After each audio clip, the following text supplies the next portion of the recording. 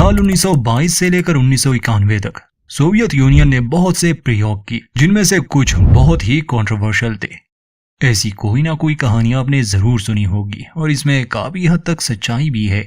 इन्हीं conspiracy theories को लेकर एक ब्रिटिश फिल्म बनाई गई साल 2014 में, जिसका नाम है द हाइब्रिड। एक खुफिया मिशन पर निकले कुछ ब्रिटिश सैनिकों को जमीन के अंदर सोवियत यूनियन के किए गए एक भयानक राज का पता चलता है।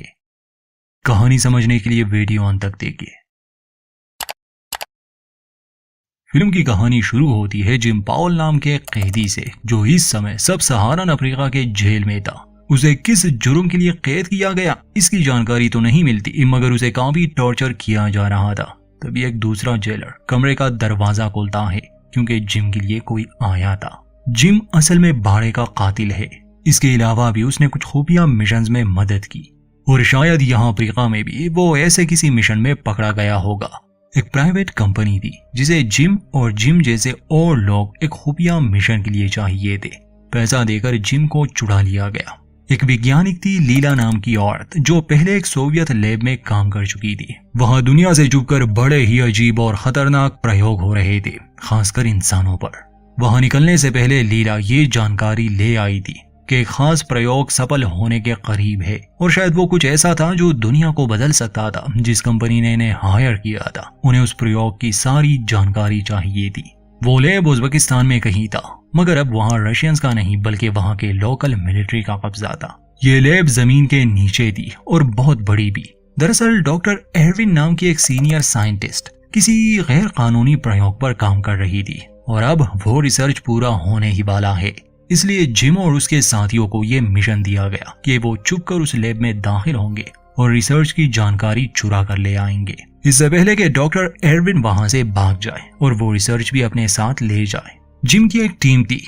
पहले भी ये कई मिशन पर एक साथ गए थे और इस बार भी जिम को उसकी पुरानी टीम दी जा रही है। जिम के अलावा थे हैरिस और विलियम। ये दोनों इंजीनियर थे और हैरिस जिम का पुराना दोस्त भी था। इसके अलावा सैनिकों में एक लड़की एंटोनियो और दो आदमी कॉरी और मैसन।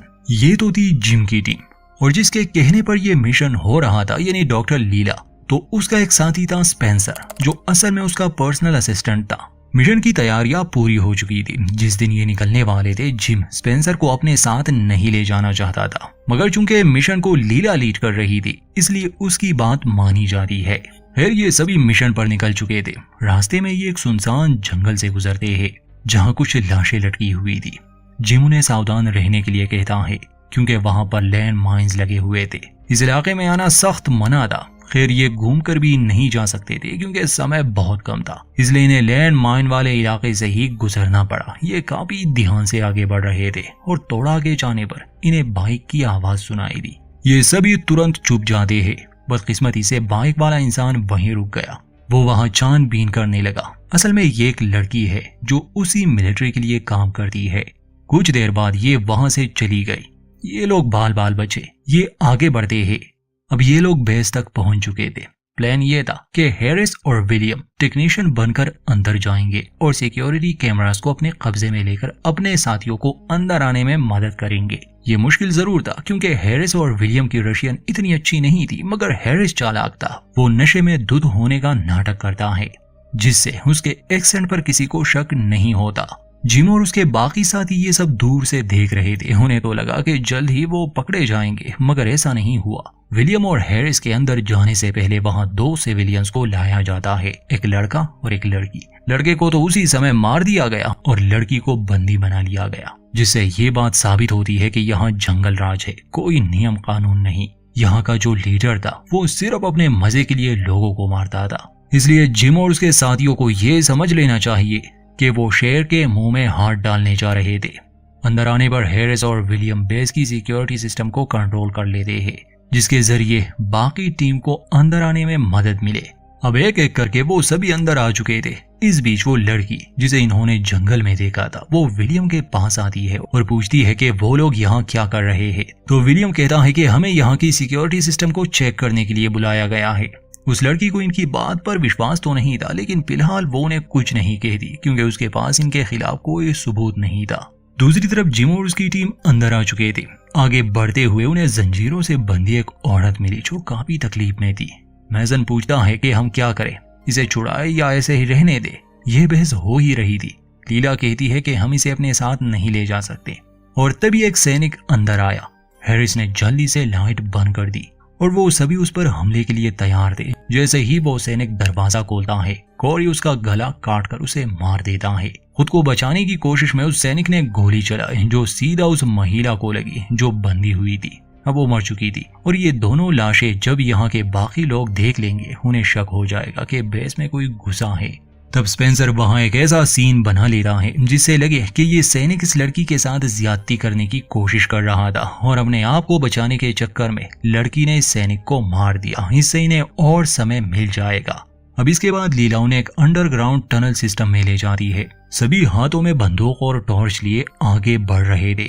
एंटोनियो को ऐसा लग रहा था जैसे कोई उनका पीछा कर रहा हो, मगर उसे वहां कोई भी नहीं दिखा। ये टनल्स किसी भूल भुलैया की तरह थे। विलियम और हैरिस उन पर सीसीटीवी कैमरा से नजर रख रहे थे। वो देखते हैं कि कोई बहुत तेजी से उनकी तरफ बढ़ रहा है। हैरिस उन्हें सावधान करना चाहता था, मगर वो लोग काफी गहराई में जा चुके थे। रेडियो सिग्नल न मिलने की वजह से हैरिस अपना संदेश नहीं पहुंचा पाता। इन दोनों के साथ यहाँ एक सैनिक भी था जिसके काने में हैरिस ने नशे की दवा पहले ही मिला दी थी, तो हैरिस खुद उनके पीछे चला गया ताकि कोई गड़बड़ ना हो। अब विलियम सिक्योरिटी रूम में अकेले रह गया। वहां नीचे वो लोग लीला के बताए हुए रास्ते पर उन टनल्स में आगे बढ़ रहे थे, मगर कोरी को अपने पेट पर कुछ महसूस हुआ। वो हाथ लगाता है तो किसी ने सिरिंज से वार किया था। वो घबराकर गोलियां चलाने लगा। गोलियों की आवाज सुनकर बाकी लोग वापस आते हैं। शायद ये वही हो सकता है जिसे विलियम और हैरिस ने सीसीटीवी कैमरास में देखा था। कोरी सबसे कहता है कि यहाँ कोई और भी है, मुझे यकीन है, शायद हमें उसे मारना होगा। जिम कहता है कि ये जगह एक भूल भुलैया है, हम कई दिनों तक यहाँ फंस जाएंगे, इसलिए हमें आगे बढ़ते रहना होगा। कोरी उन्हें सिरंज के बारे में कुछ नहीं बताता, लेकिन उसकी वजह से कोरी की हालत बिगड़ रही थी, खासकर उसकी स्किन। उसमें किसी तरह का बदलाव आ रहा था जिसे देखकर वो काफी घबरा गया। वो बाकी सबको नहीं बताता, जिस वजह से वो पीछे रह जाता है। इस भूल भुलैया में ढूंढना मुश्किल था। बाकी टीम इस बात से अनजान थी, बल्कि वो खुद भी एक ऐसी जगह में पहुंच जाते हैं जहां किसी तरह की जहरीली गैस थी। फिर इन्हें जल्द ही पता चल गया। ये वहां से निकलने की कोशिश करते हैं, मगर तभी एक अजीब सा सूट पहने आदमी इन पर हमला कर देता है। वो जिम की तरफ भी वही सिरिंज फेंकता है जो कोरी को लगा था, मगर इससे पहले कि वो जिम को भी मौत के नींद सुला दे, हैरिस पहुंच गया था जो सूट वाले आदमी पर गोली चलाता है और उसे वहीं ढेर कर देता है। मगर इस हमले में हैरिस को भी गोली लग चुकी थी क्योंकि एक आदमी हैरिस के पीछे था। खैर स्पेंसर उसे समय रहते मार देता है। अभी उन लोगों का मास्क हटाते हैं। इनकी आंखें बहुत अजीब थी और ये अजीब सी आवाजें भी निकालते थे, मानो जैसे ये इंसान हो ही नहीं। खैर ये लोग आगे बढ़कर किसी तरह उस लैब तक पहुंच गए, लेकिन सबसे पहले उन्हें हैरिस का इलाज करना था जिसे गोली लगी थी। इसलिए डॉक्टर लीला उन्हें एक मेडिकल रूम में ले आती है। लीला पहले भी यहाँ काम कर चुकी थी, इसलिए उसे चप्पा चप्पा मालूम था। हैरिस को वहां लिटा दिया जाता है, जबकि बाकी सब लैब के उस हॉल में जाते हैं जहां पर डॉक्टर एरविन थी। अंदर आने पर वो देखते हैं कि वहां एक लड़की दर्द से तड़प रही थी क्योंकि कुछ समय में उसकी डिलीवरी होने वाली थी। वो प्रेग्नेंट थी। यहाँ कुछ नई बातें सामने आती है कि असल में यहाँ इस लैब में इन खतरनाक एक्सपेरिमेंट्स में लीला ने भी डॉक्टर एरविन के साथ काम किया, मगर किसी वजह से लीला ने ये सब छोड़ दिया। डॉक्टर लीला कहती है कि मैंने तुम्हें मना किया था ना कि ऐसा मत करना। शायद एरविन ने लीला की बात नहीं मानी होगी। अब वो उससे बदला ले रही है, जैसे उसकी रिसर्च चुरा कर। जिम डॉक्टर एरविन से पूछता है कि ये लड़की कौन है, तो वो बताती है कि ये उनकी टेस्ट स्पेसिमेन एली है।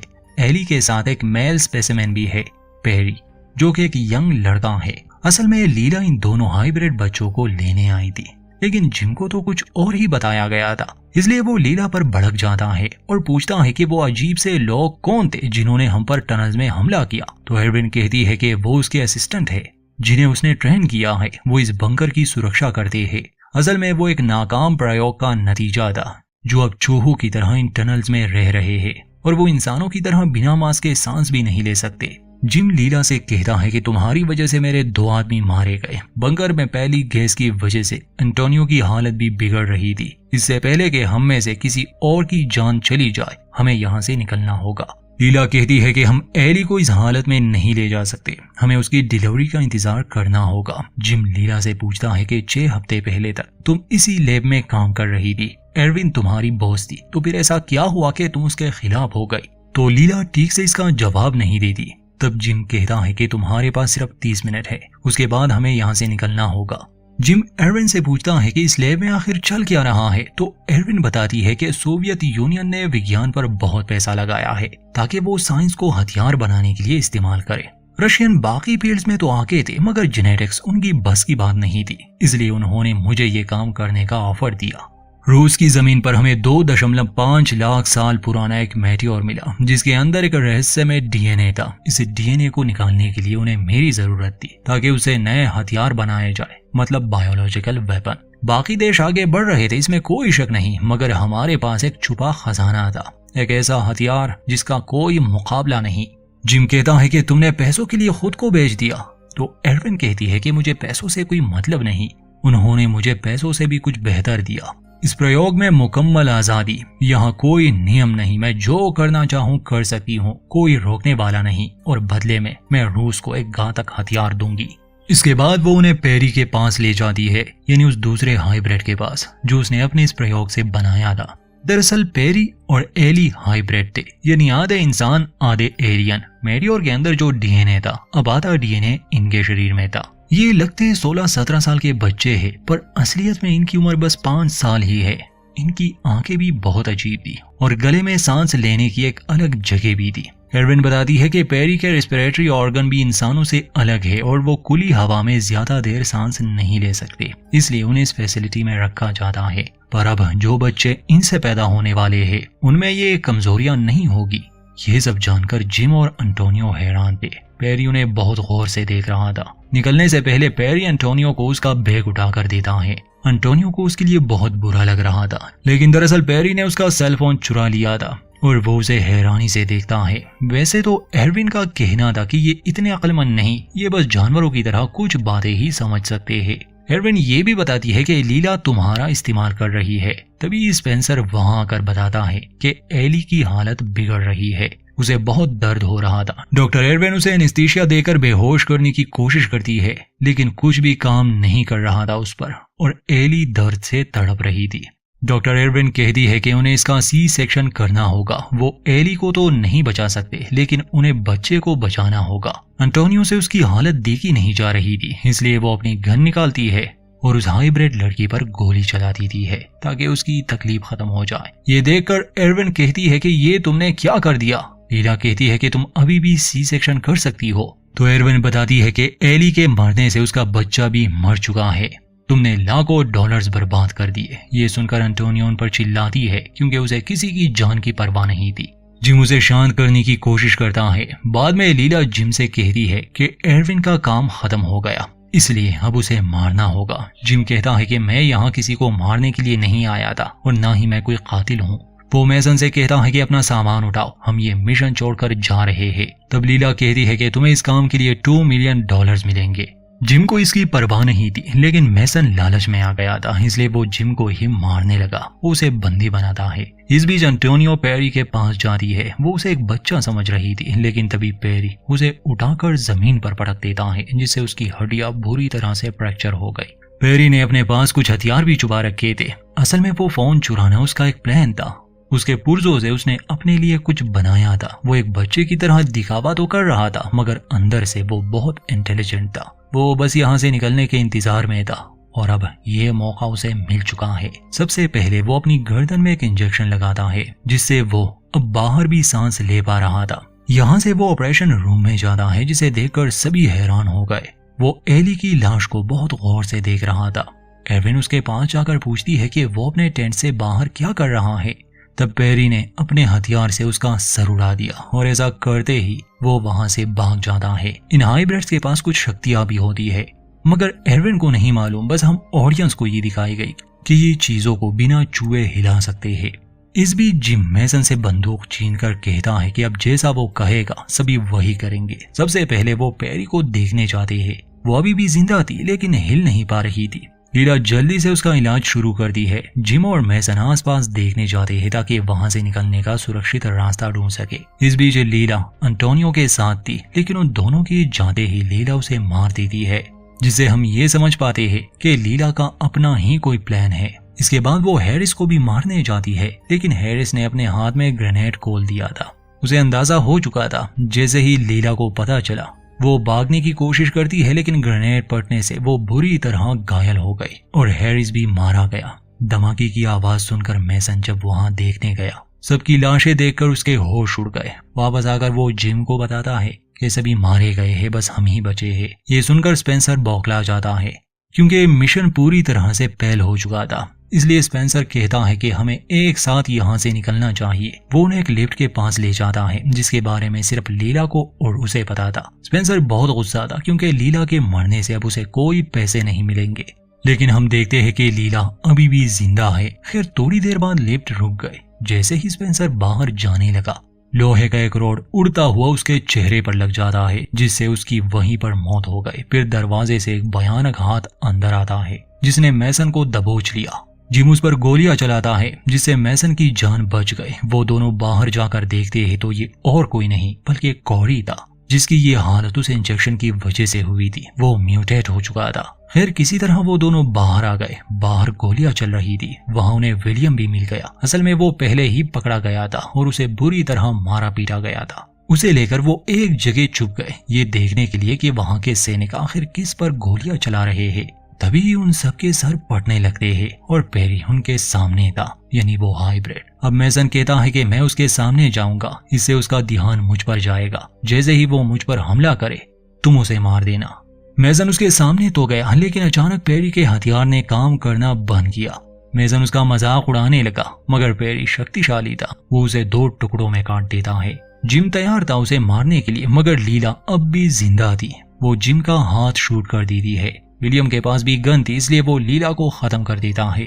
गन लिए जिम उस हाइब्रिड के पीछे गया, मगर उसे मार नहीं पाया और पेरी यानी वो आधा एलियन आधा इंसान वहां से जिंदा निकल जाता है। फिल्म के अंत में हम देखते हैं कि जिम पकड़ा जा चुका है और वो हाइब्रिड एक शहर में आजादी के साथ घूम रहा है। कौन जाने उसे सिर्फ आजादी चाहिए थी या वो दुनिया को बदल दे। यहीं पर द हाइब्रिड नाम की इस फिल्म का अंत होता है। तो दोस्तों जैसे कि हमने शुरू में कहा था कि सोवियत एक्सपेरिमेंट्स को लेकर काफी कॉन्स्पिरेसी थीरीज है, तो उन्हीं थीरीज को लेकर ये फिल्म बनाई गई है।